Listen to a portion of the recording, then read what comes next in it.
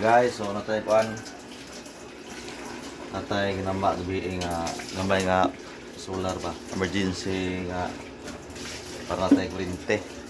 No? Muna yung charger, inverter dayon yung kuryente. 20 na gawa sana eh. Ayan.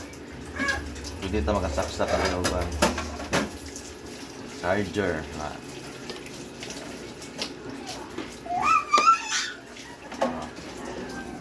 Charge. Ngayon, electric fan.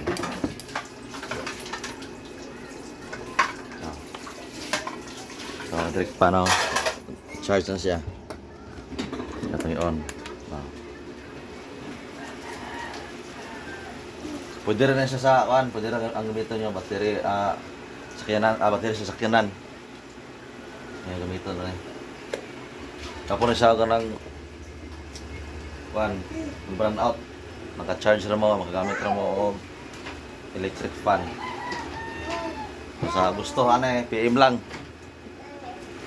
Kana siya, kailangan na siya kuan ha, kanang solar. Kung naman yung solar panel. So, muna na siya ang charge ani. Muna may battery.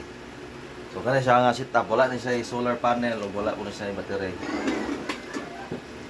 So, kung namoy battery, kung namoy solar panel, ubos na kayo.